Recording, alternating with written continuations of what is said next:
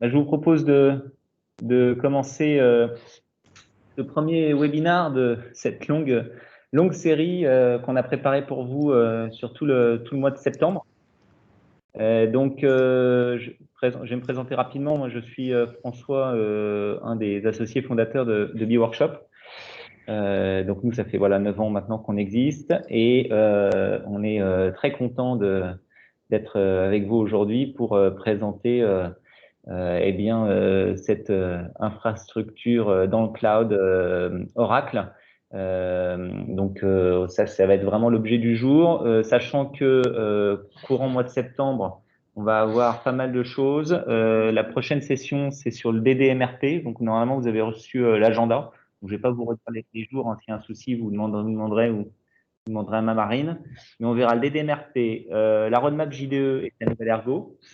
Donc, c'est vrai qu'avec les nouveaux tools, on voit beaucoup de choses arriver.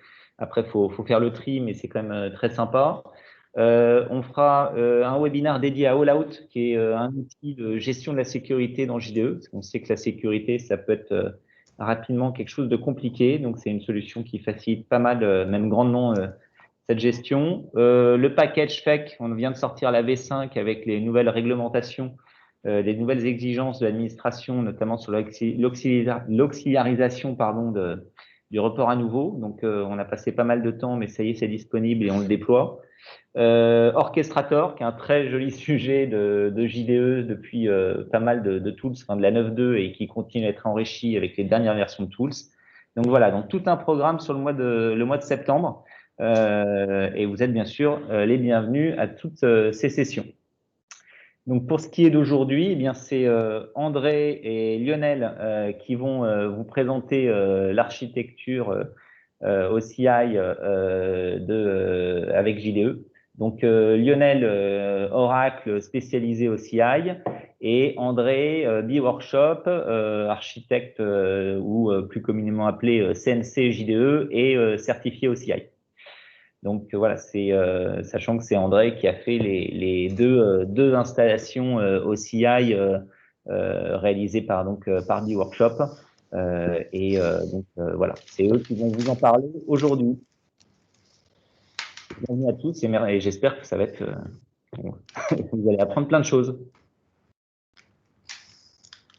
Ok, merci beaucoup François. Donc on va démarrer. Donc comme l'a dit François, je suis en charge de la promotion de notre offre qui s'appelle Oracle Cloud Infrastructure ou OCI au niveau Europe, Middle East et Africa.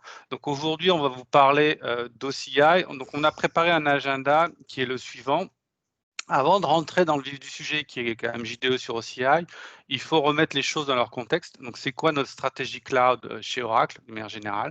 Où est la place des applications, que ce soit on-prem ou SaaS aussi? Et où est effectivement cette offre Oracle Cloud Infrastructure qui est une offre assez récente. Comment on peut conjuguer les deux, et en particulier focaliser sur JD Edwards. Quelle est la valeur pour les clients JD Edwards qui veulent aller vers le cloud? Et comment utiliser cette nouvelle offre et quels sont, je dirais, les outils que l'équipe JDE a déployés, a développés pour faciliter la migration de leurs clients vers le cloud OCI. Donc, on va parler de l'outil qui s'appelle One Click Provisioning et aussi tout ce qui est référence architecture. Et on finira par un retour d'expérience que B-Workshop et André ont mis en œuvre chez Eranov. Donc voilà l'agenda pour aujourd'hui. Donc quand on regarde un petit peu Oracle Cloud et la stratégie Oracle de manière générale, quand vous allez sur le site oracle.com, voilà sur la page sur laquelle vous tombez. Donc c'est très, je dirais, significatif. Aujourd'hui, notre stratégie, elle est axée sur deux offres. La première offre, c'est ce qu'on appelle Gen2 Cloud Infrastructure, donc le nom Oracle Cloud Infrastructure OCI, qui couvre d'un point de vue définition tout ce que communément on appelle infrastructure as a service, IaaS, ou plateforme as a service, PaaS. Et le deuxième pendant, c'est ce qu'on appelle Cloud Application, donc notre offre SaaS, Software as a Service. Donc par rapport à ça, si on le représente à base de couches, donc on voit effectivement en général, là c'est l'offre IaaS, là c'est l'offre PaaS, et ensuite l'offre SaaS. Donc on voit qu'on couvre l'infrastructure, tout ce qui est data management, donc data management au sens base de données, mais pas que. Il y a enrichissement de données, tout type de données, structurées et non structurées, avec pas mal d'innovations. Vous avez sûrement entendu parler de Autonomous Database. Et au-dessus, on va retrouver toutes les applications en mode SaaS, donc Oracle, bien évidemment, mais aussi tous nos partenaires, éditeurs de logiciels, ou les clients qui ont développé des applications custom qui peuvent tourner sur ces environnements-là. Et bien sûr, il y a des offres transverses, que ce soit Analytics ou gouvernance, sécurité et tout ce qui est lié au développement. Un point important, c'est que toute cette offre de cloud public tourne sur ce qu'on appelle des régions. Donc, il y a des régions publiques et des régions, entre guillemets, liées au secteur public, au gouvernement. Donc, aujourd'hui, on a une implémentation assez impressionnante quand on voit d'où on est parti, parce qu'on est parti de quelques régions aux États-Unis. Aujourd'hui, on a 26 régions live et 12 qui sont planifiées. Donc, vous voyez par les jeux de couleurs, celles qui sont commerciales et celles qui sont liées au secteur public et au gouvernement. En Europe, on a aujourd'hui Amsterdam, Francfort, Zurich, Londres. Bon, on peut discuter pendant longtemps avec le Brexit, est-ce que c'est de l'Europe ou pas. En tous les cas, bonne nouvelle, une région est planifiée en France pour l'année prochaine. Donc, on travaille déjà sur le lancement. Le provider a été sélectionné puisqu'on n'est pas propriétaire, je dirais, de ces régions, de ces data centers. Mais l'objectif, c'est d'avoir, en tous les cas, des régions un peu partout pour couvrir tous les besoins d'entreprise, puisque, par exemple, en tant que client, vous pouvez avoir ce qu'on dit subsidiaries en anglais dans d'autres pays et pouvoir se connecter un peu partout. D'accord? Donc, on a une roadmap très agressive. Encore une fois, comme je l'ai dit tout à l'heure, on est parti de loin, mais on avance très, très vite. Aujourd'hui, pour un petit détail de comparaison, on a le même nombre de régions qu'Amazon, alors qu'Amazon est dans ce business depuis beaucoup plus longtemps que nous. Et on continue à enrichir ce nombre de régions. Donc, par rapport à OCI, c'est vraiment ce qu'on appelle la seconde génération, comme vous l'avez vu sur la page et sur la page d'accueil d'oracle.com, la seconde génération de notre offre cloud public. On avait ce qu'on appelait une OCI classique, la première génération, et on a repensé les choses, puisqu'on est arrivé, on ne va pas se cacher, après les autres, que sont Amazon, Azure ou même Google, donc il fallait se différencier. Et ce qu'on a fait, on a retenu tout ce qui était bien dans la première génération de cloud, donc l'élasticité, la facile utilisation, l'approche self-service, le fait qu'on paye que ce qu'on utilise, etc. Donc ça, on l'a gardé, mais on a rajouté en dessus tout un tas de notions qui permettent à nos clients de bénéficier premièrement d'une meilleure performance. Première chose, c'est que contrairement à tous les autres acteurs du cloud, à part peut-être IBM, on est aussi fournisseur de hardware, donc on a besoin de personne, si vous voulez, pour faire tourner notre cloud. Deuxième élément, on veut être l'offre la moins chère du marché et surtout d'avoir le meilleur ratio coût-performance sur le marché. Le troisième élément différenciant, c'est que contrairement par exemple à Amazon ou à Google, on a une base installée. Et vous êtes bien placé pour le savoir, les applications, et en particulier JD Edwards, font partie de nos assets, font partie de notre patrimoine. Et donc, on a cette forte expertise je dirais, de gérer, d'aider nos clients à gérer ce qu'on appelle des workloads d'entreprise, comme les applications Oracle, comme JDE. Donc, on est un peu unique sur le marché. L'autre chose, c'est que la sécurité est importante. Donc, quand on a refait cette nouvelle génération d'architecture, le principe de base, c'est la sécurité first. Donc, c'est vraiment notre ADN. L'architecture sous-jacente est vraiment complètement différente de ce que l'on peut voir dans les autres fournisseurs de cloud. Et c'est vraiment important parce que autant il y a quelques années, les gens qui allaient vers le cloud, la sécurité était entre guillemets un showstopper ou ils étaient entre guillemets frileux par rapport à des problématiques de sécurité. Autant maintenant, c'est l'inverse. C'est-à-dire que la sécurité est devenue un trigger pour aller vers le cloud, puisque tous les analystes, tout le monde vous le dira, le cloud et le cloud public est plus sécurisé aujourd'hui que l'on-prem. Et dernier point, on veut, autant se faire se peut, être le plus ouvert possible. Notre partenariat avec Microsoft en est la preuve. L'offre de nos ISV qui tournent dans le cloud en est une autre preuve. Le fait aussi qu'on développe pas mal de services et qu'on développe et qu'on package ces services en open source en est une autre preuve. Donc, on utilise de l'open source et on contribue aussi à la communauté open source. Donc, voilà, c'est vraiment notre design principal, comme on dit, pour avoir développé cette génération 2. Ce qu'il faut savoir, c'est que aussi, je passe un peu de temps dessus, mais c'est important, toute cette offre-là a été développée avec ce qu'on appelle les Top Guns, les experts qui avaient développé les premières générations de cloud chez Amazon ou Azure. C'est pour ça que pour la première fois chez Oracle, le centre de développement de cette offre est à Seattle, parce que c'était là où étaient les talents de nos concurrents. Donc, on a une offre assez complète. Hein, là, donc je me focalise juste sur la partie IaaS et PaaS. Mais vous voyez qu'au niveau de l'infrastructure, déjà, premier élément différenciant, on fournit à la fois des environnements virtualisés, hein, donc des VM, mais aussi des offres bare metal, donc du hardware nu.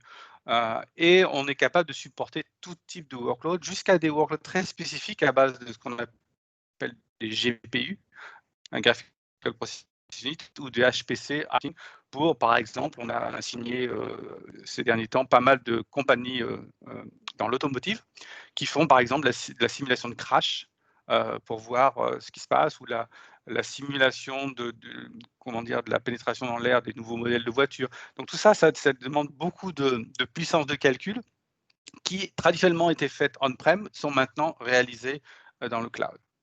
Donc, c'est des exemples, et on a encore une fois des belles références dans ce domaine-là, avec des fournisseurs dans l'automotive, mais pas que dans l'automotive. On a la même chose dans la finance et dans d'autres industries. La tendance du marché, et pour tous les développeurs, c'est d'aller vers ce qu'on appelle du DevOps et du container.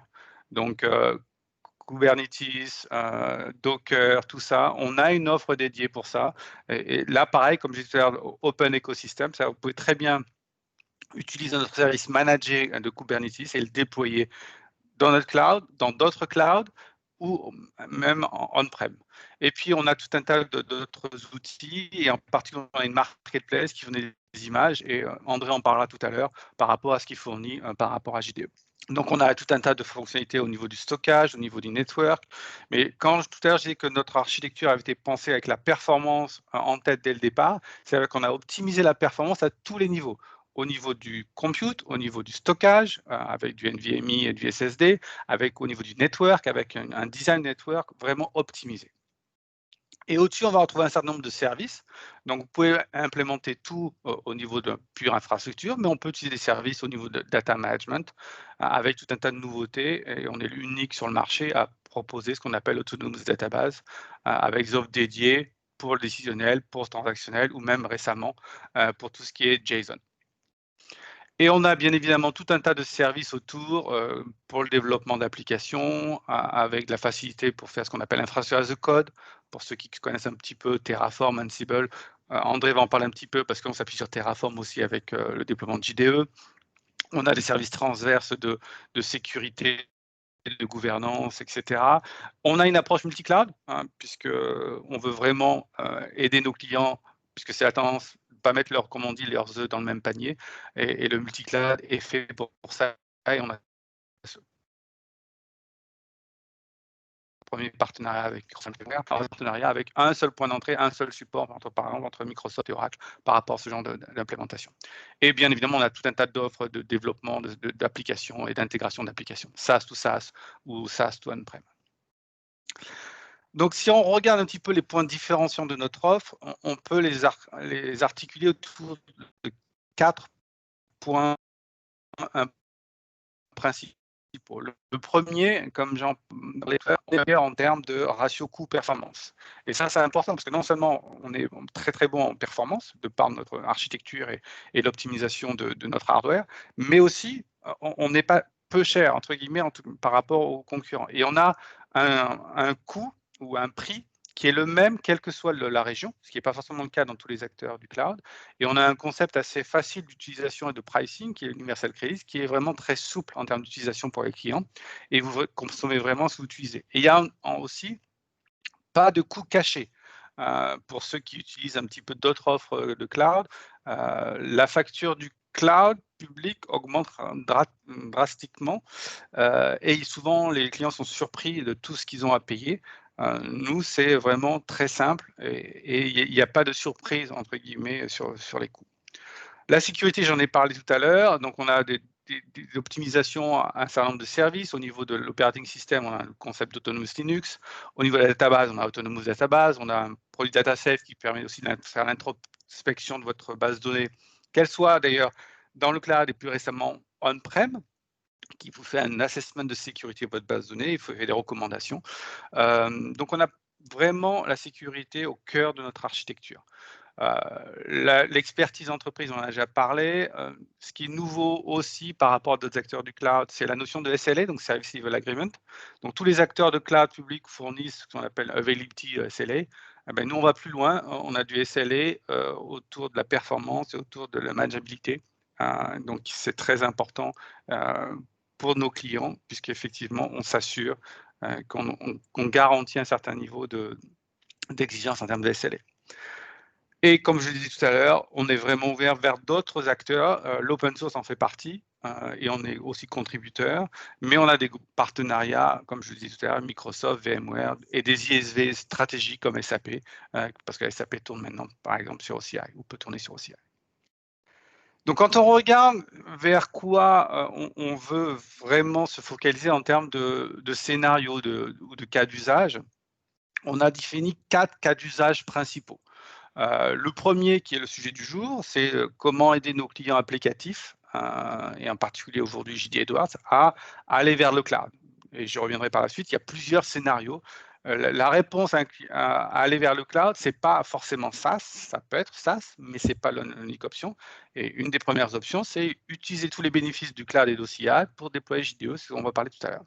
L'autre pan, c'est adresser tous nos clients qui ont fait du développement spécifique à base de technologies Oracle ou non Oracle, nos ISV comme SAP, pour les aider à déployer leurs solutions sur le cloud, pour aider aussi les ISV à se transformer en applications SaaS, puisque la majorité sont quand même dans le monde on-prem. Troisième scénario, c'est la partie Performance Sensitive Workload, donc Big Compute, High Performance Computing, dont je vais parler tout à l'heure. Et le dernier pan, c'est adresser plutôt les développements spécifiques et déployer de ce qu'on appelle du cloud native à base de function serverless et de containers Kubernetes. Donc, si je maintenant, ça c'était de manière de la value propre d'OCI dans son ensemble. Là, si on se focalise un peu plus sur JDE, donc ça, c'est pas un slide entre guillemets de l'équipe OCI, mais un slide de l'équipe JDE. C'est quoi la stratégie de produit JDE? Donc, il y a 3 grands pans. Le premier pan sur lequel on va se focaliser aujourd'hui, c'est aider les clients JDE à simplifier et automatiser leur maintenance. Le deuxième point, c'est l'optimisation de l'ERP, avec tout un tas de nouveautés fonctionnelles qui continuent à évoluer autour de JDE. Et le troisième point, c'est améliorer et aider les clients qui utilisent JDE à aller vers de transformation digitale en utilisant, je dirais, tout un tas de nouveaux outils qui sont fournis par JDE ou qui sont fournis aussi par notre offre PaaS pour aller vers cette transformation digitale. Donc, aujourd'hui, on va se focaliser sur le premier point et on va à la suite. Mais en définitive, ce slide, c'est pour expliquer à nos clients JDE comme vous qu'aller vers le cloud, vous avez plusieurs options. La première option, et on vous retrouve au milieu les trois, je dirais, piliers de la stratégie JDE. La première option, c'est de déployer votre JDE avec votre customisation sur OCI. La deuxième option, c'est aussi de ce qu'on appelle des scénarios de coexistence. Donc, vous pouvez avoir JDE on-prem ou sur le cloud et commencer à utiliser quelques modules SaaS. Et la troisième option, c'est à un moment donné, si vous voulez aller remplacer complètement JDE par une offre SaaS. Cette offre SaaS peut être ERP Cloud, peut être NetSuite, peu importe l'offre cloud. Encore une fois, des options. Et encore une fois, ce sont des options. L'objectif, c'est pas de vous dire, si vous voulez vers le cloud, l'option, c'est ERP Cloud. Non, c'est vous qui décidez. L'objectif, c'est de vous donner tout un tas de possibilités et d'options pour justement migrer vers le cloud. Donc aujourd'hui, on va vous parler de la partie de JDE sur OCI. Et effectivement, on a fait plein de développements et je dirais d'outils qui permettent de se faire cette migration avec tout un tas de bénéfices. Donc d'abord, effectivement, on s'appuie sur une architecture qui a été optimisée avec des outils qui ont été développés pour ça, pour faciliter donc l'automation, l'élasticité, tout ça s'appuyant sur OCI. Petite nouvelle aussi, donc JDE vient juste de certifier son offre sur la partie Autonomous Database. Donc, Autonomous Database est certifié pour JDE et donc vous pouvez bénéficier immédiatement de toutes ces fonctionnalités d'Autonomous pour un déploiement JDE. Et encore une fois, Autonomous n'est disponible que dans le cloud Oracle. Donc, l'objectif, quand on déploie JDE sur OCI, c'est effectivement d'aller vers cette architecture en améliorant votre existant. Donc, premier axe d'amélioration, premier bénéfice, c'est la réduction des coûts, puisque on va pouvoir utiliser ce que vous avez, mais à moindre coût, et surtout, on bénéficie, comme j'ai dit tout à l'heure, de services cloud. Donc, quand vous utilisez, vous payez, quand vous n'utilisez pas, vous ne payez pas. Donc, c'est aussi simple que ça. On va réduire les risques par rapport à une meilleure, je dirais, sécurité, une meilleure mise en œuvre de JDE versus on-prem, et surtout améliorer l'agilité avec toutes les fonctionnalités qui sont liées avec l'outil. Et encore une fois, l'outil vous aide à migrer, mais aussi après, à plus facilement gérer vos environnements, à patcher, à updater les différents éléments. Donc, ce qui veut dire qu'aujourd'hui, on a pas mal de clients JDE qui sont passés sur OCI. Donc, on en a plus de 160 qui sont déjà live sur OCI. Et j'ai fait un extract sur certains éléments en Europe. Donc, on a Iranov, dont André va parler par la suite. On a Marie Brizard, Pernod Ricard pour la France. On a Tupperware, donc des gens assez connus. Et d'autres, Circle K dans les Nordics, qui sont des gens qui aujourd'hui tournent sur OCI. Donc voilà, j'en ai fini. Je vais passer la main à André qui va rentrer dans le détail un peu plus technique sur l'implémentation de JDE sur OCI. Oui, bonjour à tous. Donc, je vais vous présenter effectivement comment Oracle facilite le déploiement de JD Edwards dans OCI.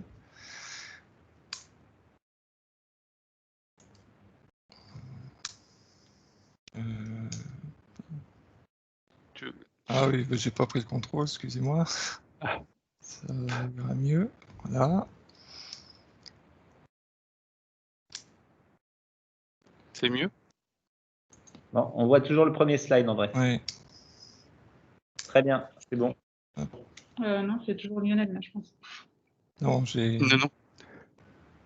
un petit peu de temps de latence pour. Voilà.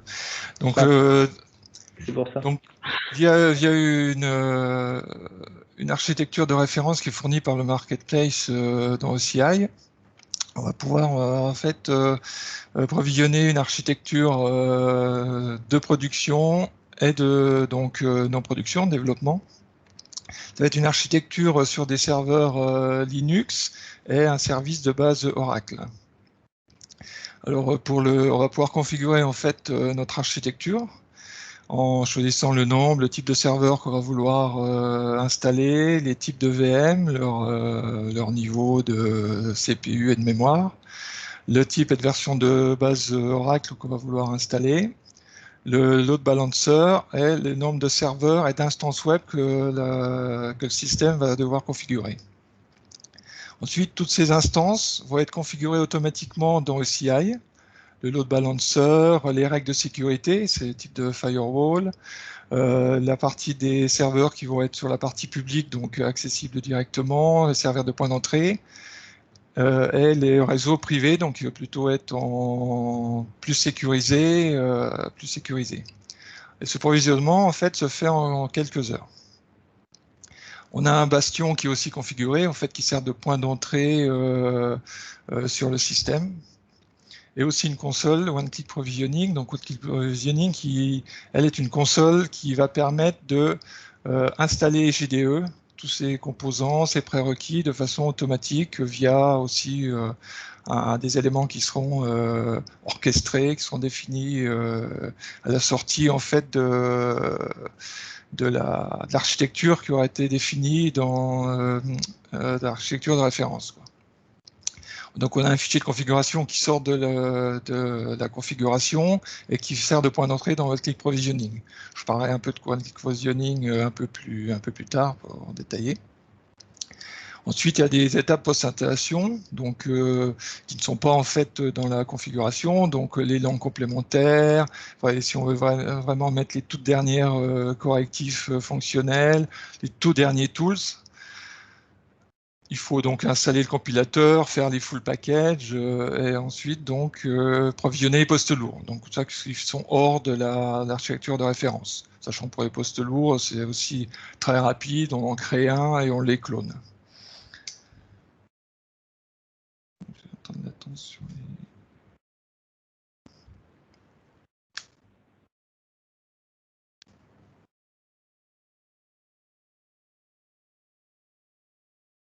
Allô? Ouais. André, on t'entend plus. Ouais, j'ai la présentation du... Tu veux que j'avance? Voilà, je vais avancer pour toi. Donc en fait, dans le marketplace Oracle, donc on a le choix. On choisit donc la VM Enterprise Reference Architecture, qui est donc qui va lancer des scripts Terraform, hein, qui sont des scripts Terraform en fait qui provisionnent automatiquement dans OCI toutes les ressources. Et on voit en fait que la référence architecture actuellement est au niveau 9.2.4.3, donc au dernier niveau de Tools. Donc c'est un niveau très récent. Donc ça va être mis à jour régulièrement. Tout ça.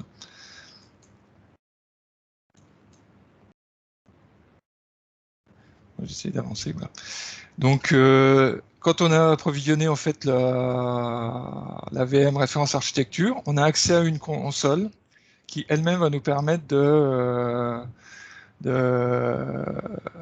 configurer en fait justement tous les serveurs qu'on veut provisionner.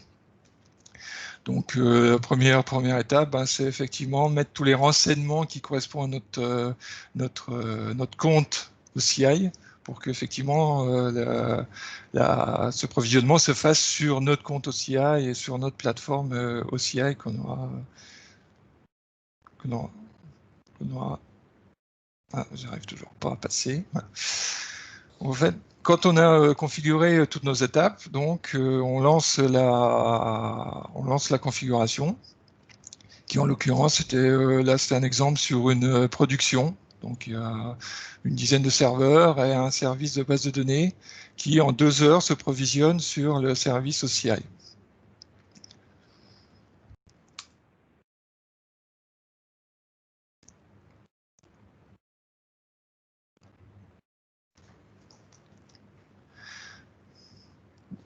Et là, on voit en fait sur la console CI que tous ces serveurs ont été provisionnés automatiquement.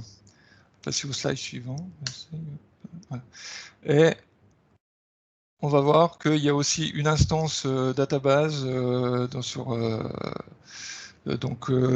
qui a été provisionnée aussi automatiquement par le système et par le script Terraform. Le OneGig Provisioning, donc le script Terraform, il a aussi provisionné une console, une VM qui contient OneGig Provisioning. Donc OneGig Provisioning qui est aussi donc qui offre aussi une console de configuration. Et là, c'est en fait la console qui va installer JD Edwards au niveau qui est fourni par le marketplace. Donc on a une étape d'orchestration, donc qui en fait déjà été prédéfinie par le script de référence d'architecture, puisqu'en fonction du nombre d'instances web, du nombre de serveurs qu'on aura défini dans le script de référence, enfin dans la console de référence, en fait, il va fournir un script qui va permettre par le OneGig Provisioning de savoir qu'il va devoir installer telle ou telle instance JDE sur tel ou tel serveur. Donc en fait, il y a une orchestration. Ça, c'est quelque chose sur lequel on a accès. C'est-à-dire si on voudrait rajouter tout de suite un instance web ou ce genre de choses là-dessus, on peut agir dessus et puis la faire configurer automatiquement. De même que le OneGig Provisioning, on peut le réutiliser plus tard pour ajouter des serveurs, etc. Donc c'est pareil, quand on a fini, qu'on a regardé notre script d'orchestration, qu'on a rajouté des choses, on lance le déploiement. Donc automatiquement, JDE va installer sur les différents serveurs les prérequis, donc tout ce qu'habituellement on installe à la main quand on fait une installation normale, les prérequis, les agents du serveur manager, la console serveur manager, etc. sur chaque serveur. Et donc, à la fin, on a donc un résultat. Alors là, il y a quelques petites choses en rouge. C'est juste des configurations qu'on aura juste peut-être à revoir. Mais là, on a en fait une configuration installation de JDE, hein, même chargement de la base de données. Hein, il aura chargé les objets, data démo s'il y a besoin, enfin, etc. Donc, il aura tout en fait configuré automatiquement.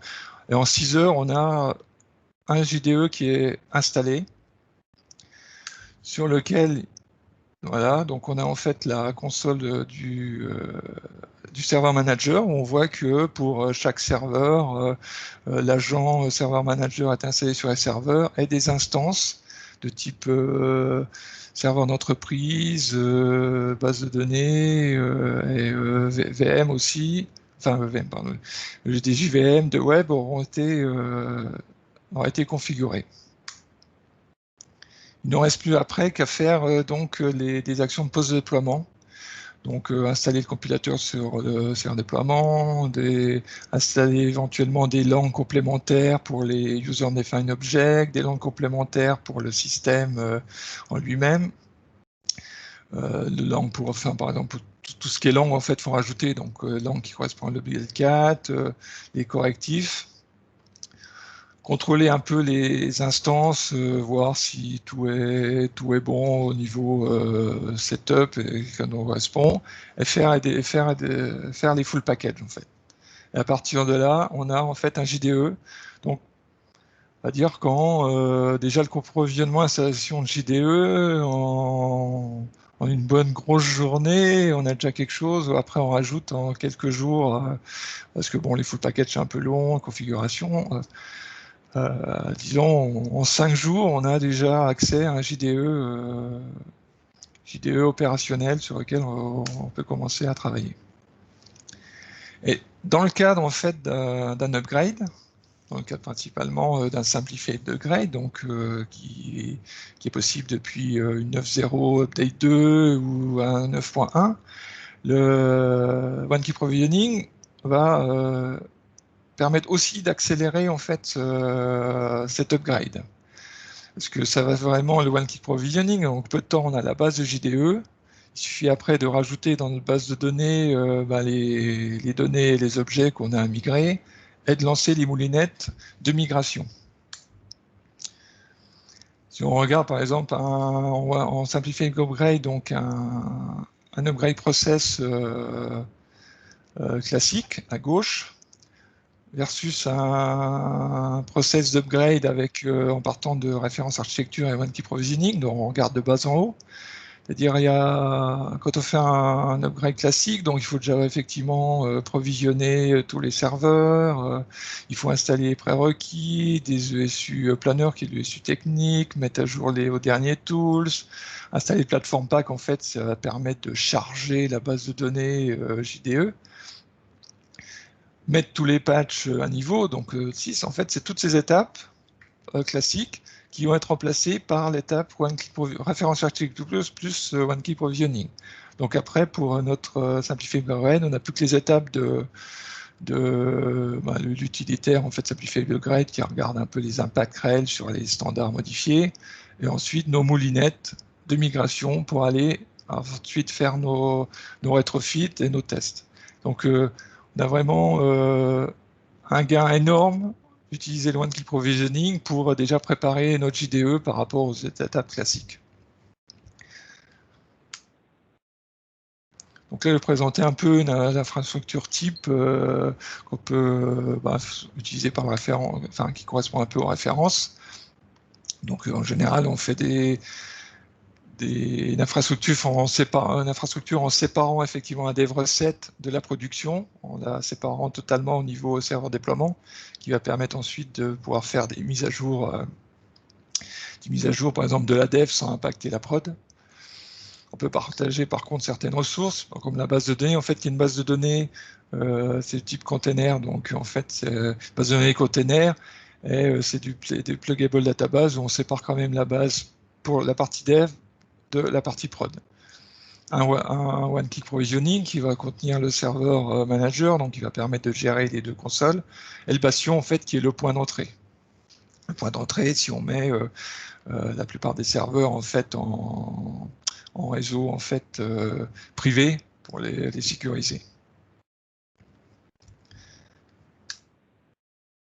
Donc là, un petit exemple en fait sur cette architecture avec des machines qui ont 2 OCPU. Alors les OCPU Oracle par rapport si on compare à VMware, hein, 2 OCPU Oracle c'est 4 vCPU VMware ou équivalent de 4 vCPU Amazon par exemple. Donc ça, quand on fait des comparatifs, faut faire attention à ça.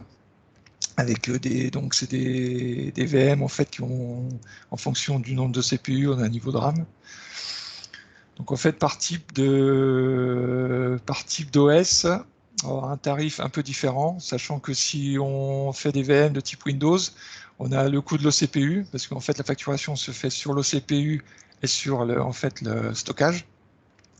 On va avoir donc une tarification par OCPU pour du Windows, plus un coût de licence en fait Windows. Les licences viennent avec en fait. Donc, en sachant qu'on met aussi les dernières versions de Windows qui sont disponibles sur OCI. Donc, au niveau, si on a un coût de CPU total, un coût de CPU par Windows, un storage, et puis donc l'object storage, c'est du storage sur lequel qui va permettre de faire les backups, automatic backup. Et pour l'Oracle, alors on a plusieurs cas en fait. Là, j'en présente 3. Donc, BioL, c'est-à-dire que vous venez avec vos licences, vous avez le pack technologique JD Edwards, donc vous avez la licence standard base Oracle, donc vous pouvez l'utiliser. Par contre, c'est la licence qui ne permet pas de mettre d'autres données que JDE dans votre base. Donc, si vous voulez, par exemple, utiliser votre base pour en niveau standard, donc pouvoir rajouter quelque chose, enfin en rajoutant d'autres applicatifs. Donc dans ce cas, vous pouvez en fait provisionner plutôt du standard. Vous allez même pouvoir provisionner de l'enterprise si vous voulez des fonctions plus évoluées de votre base. En sachant que c'est pas marqué, c'est que vous pouvez après aller à d'autres niveaux de base de données sur de l'Exadata, encore haute performance et tout ça. Donc après les prix augmentent. Donc là c'est un exemple en fait de prix dans les 3 cas en fait pour une architecture comme j'ai présenté avant, de 34 OCPU au total, 5 Tera de stockage. Donc voilà le coût mensuel en fait, c'est le coût mensuel hors remise, hein, donc c'est ça. Voilà. Et le projet Aranov en fait, donc c'est notre premier en fait projet client sur OCI. Donc c'était un projet de migration. Oups. Il n'y a pas. Donc en fait, c'était un projet de migration de JDE 9.1 vers 9.2 qui était réalisé en 4 mois. Le client donc était en fait déjà hébergé, était hébergé en France chez un hébergeur classique. Et donc on est passé sur OCI pour effectuer la migration. Donc avec du simplified upgrade aussi pour aller plus vite aussi dans la migration et au niveau de tout ce qui est retrofit. Donc l'avantage pour le client était aussi donc de bénéficier des derniers niveaux en fait d'ergonomie JDE. Et puis effectivement donc rentrer dans OCI Oracle pour avoir donc une gestion en fait être au dernier niveau en fait de technologie. Donc on a mis en fait sur Oracle IaaS avec des serveurs Linux pour les serveurs d'entreprise, une base Oracle donc DBAS. Le tout sécurisé en fait par un tunnel IPsec ouvert entre OCI et le site client. Donc le client donc après, donc c'est un projet en fait qui effectivement on a tenu les délais. Ils ont constaté effectivement aussi donc l'amélioration de performance par rapport justement au fait que ce soit des systèmes dernière génération. Et aussi donc ils apprécient aussi la sécurité donc directe de tunnel IPsec entre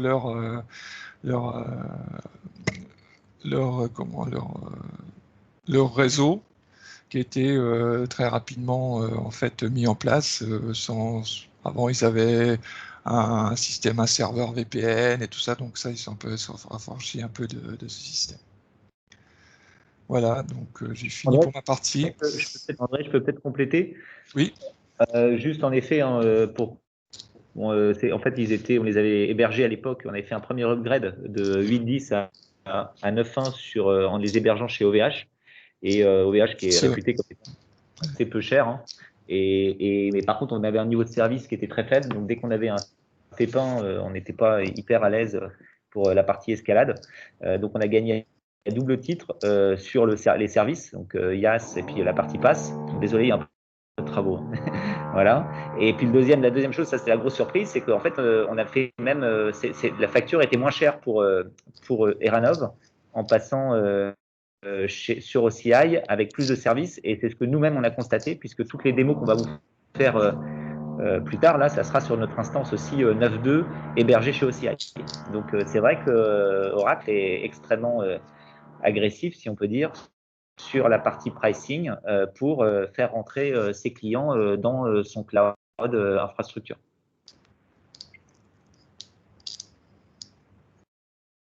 Voilà. Je ne sais pas s'il y a des questions d'ailleurs ou des remarques sur Eranov ou autre chose. Puisqu'on on arrive à la partie questions.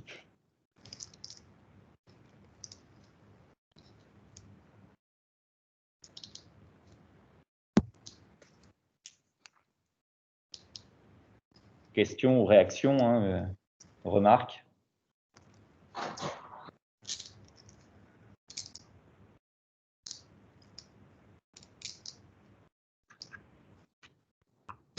Pour l'implémentation de nouveaux développements, etc., comment est-ce que ça se passe?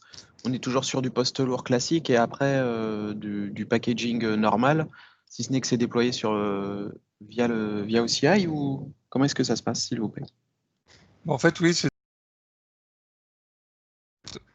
c'est JDE en fait après est accessible sur les VR comme c'était des serveurs on-premise ou sur un autre hébergeur en fait. Donc on accède via RDP à un poste lourd, on développe dessus, on fait les packages en fait. La vie reste la même. Oui, ça reste. Enfin, ça passe pas en SaaS quoi. JDE en SaaS, c'est toujours accessible. C'est juste effectivement que les VM sont dans OCI.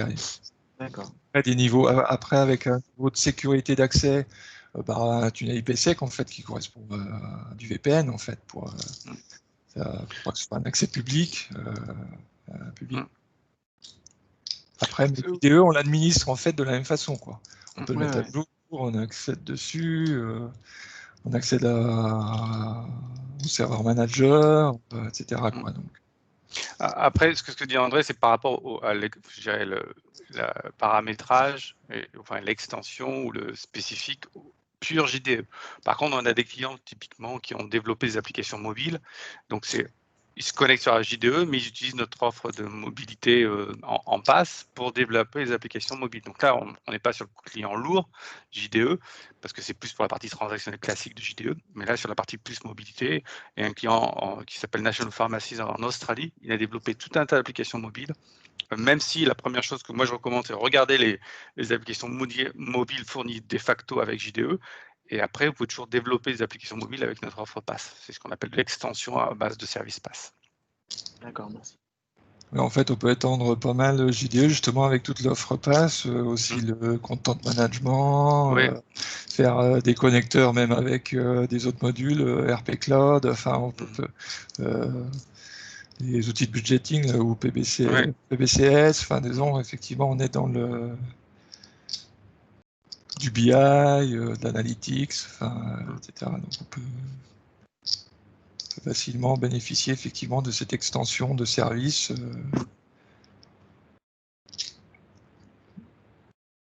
On passe. Sachant que là, par exemple, je voulais parler aussi, là je parle beaucoup de la base Oracle DBAS. Bon, il y a des clients JDE qui ont SQL Server, on en a. On peut aussi configurer du SQL Server pour faire fonctionner JDE dans OCI, quoi. Et on a deux possibilités. On a aussi des images de VM qui contiennent déjà SQL Server. Dans ce cas-là, on prend l'image et on paye les licences même directement. En fait, elles sont rétrocédées. On paye un coût de licence à Oracle qui sont rétrocédées à Microsoft. Ou si on a ses propres licences et ses CD SQL Server, on peut provisionner une machine Windows et puis installer dessus notre SQL Server et y mettre nos licences, quoi. Enfin, voilà, le client, il peut... on a toujours cette possibilité-là, quoi.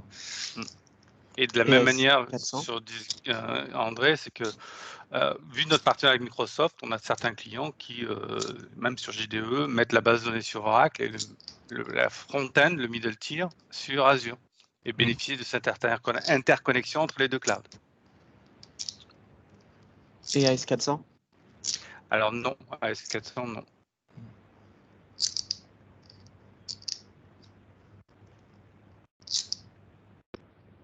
Donc, effectivement, des clients qui sont en JDE World, effectivement, la seule option, c'est de les migrer, enfin, de réimplémenter en Enterprise One.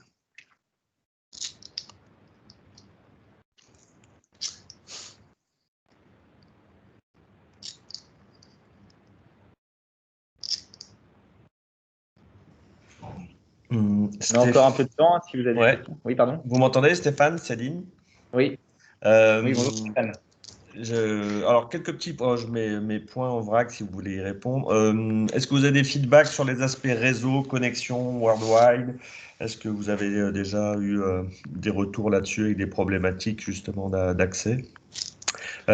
J'ai ensuite une petite question sur partie DRP, backup, etc. Ça disparaît complètement ou est-ce que vous avez des petits feedbacks à nous faire là-dessus aussi? Et puis, tout ce qui est connectivité, interface, les échanges FTP, les fichiers d'interface SSIS, autres, par 47. Est-ce que vous avez des petits feedbacks là-dessus? Merci.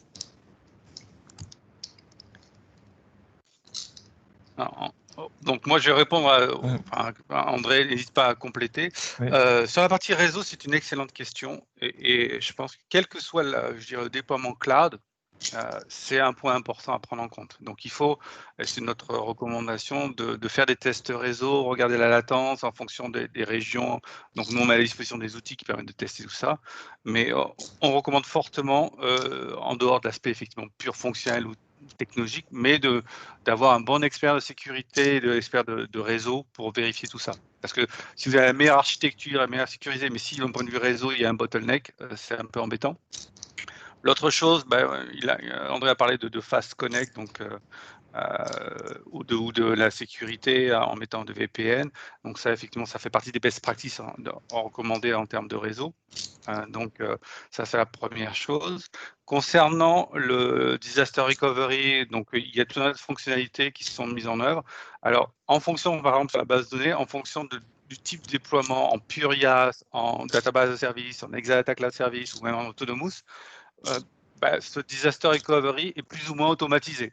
Mais en tous les cas, c'est toujours, comment ça s'appelle, il y a toujours un tas de mécanismes que l'on peut utiliser. Effectivement, que ce soit on-prem ou dans le cloud, vous pouvez toujours utiliser DataGuard sur la partie base de données. On a la même chose, faire des fonctionnalités sur la partie du middle tier. Mais encore une fois, c'est pas parce que vous déployez dans le cloud qu'il faut pas respecter ce qu'on appelle des best practices. Donc, on a publié depuis un certain temps, maintenant, depuis un certain nombre d'années, ce qu'on appelle MAA, Maximum Availability Architecture, qui est des recommandations en termes d'architecture pour pouvoir avoir un déploiement le plus sécurisé, le plus hautement disponible possible. Donc ça, on a une version qui a été maintenant en mode cloud, donc qui existe. Et on a même plus loin, c'est qu'on a des recommandations pour JDE, donc on appelle un Validation Solution Guide qui vous recommande en termes d'architecture les best practices pour déployer JDE sur OCI. Et Lionel, sur le PRA, enfin le DRP, on est d'accord que ça fait partie des offres pass, hein, et c'est inclus dans le pass OCI. C'est inclus, alors c'est inclus dans le pass et dans l'IaaS, tout dépend du mode de déploiement.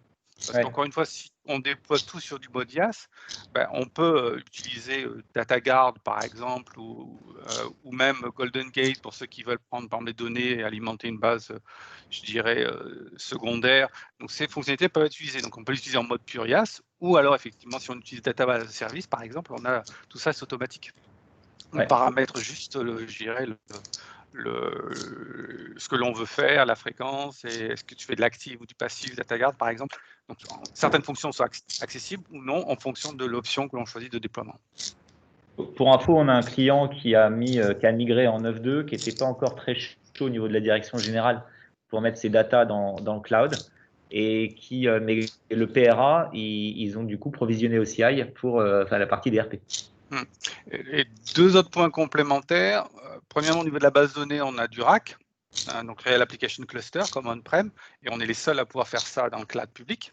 Donc, c'est sur OCI. Et la deuxième chose, en termes de best practice, on recommande de mettre en place ce genre d'architecture à travers différentes régions, puisque, par exemple, vous avez votre site principal qui est à Amsterdam, peut-être votre site de backup, disaster recovery, est à Francfort.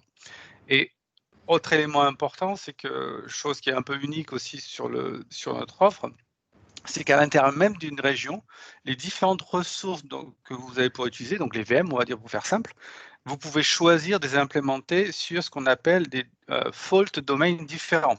Donc, c'est des machines à l'intérieur de la région du data center qui sont complètement isolées les unes des autres. Donc, s'il y a une panne sur une des machines, on est sûr que l'autre machine n'est pas impactée. Donc, ça, c'est des best practices, encore une fois, qu'on recommande.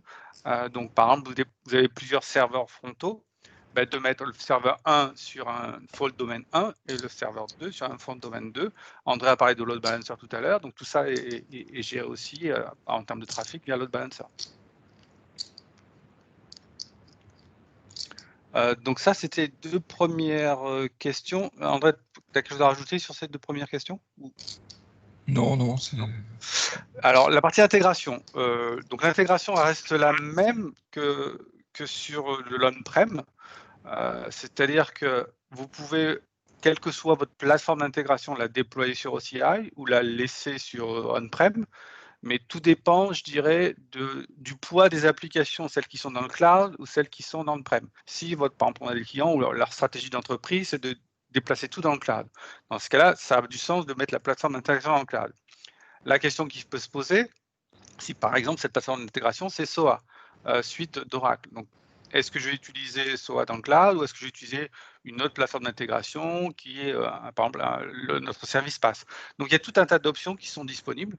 C'est vous qui choisissez ce que vous voulez faire. Chez Aranov, pour info, on a interfacé, parce qu'il y avait aussi un projet Kiriba. Donc, on a interfacé Kiriba et puis aussi une solution de démat ITsoft.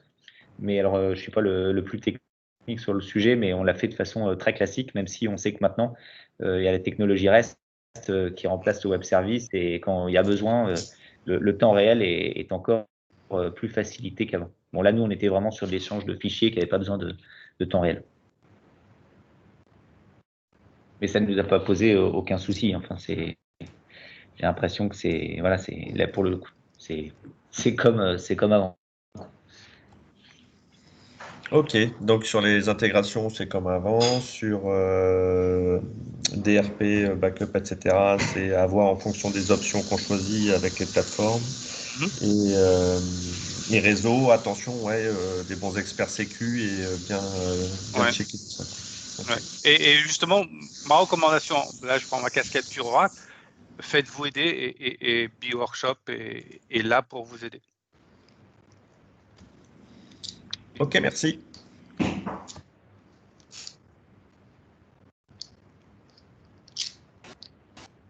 Autre question, il nous reste 2 minutes. Sinon, on a le droit de terminer en avance aussi. Comme sur les projets, bien sûr. Ils sont bien gérés. Ah, toi, t'es chez B-Workshop, Yann.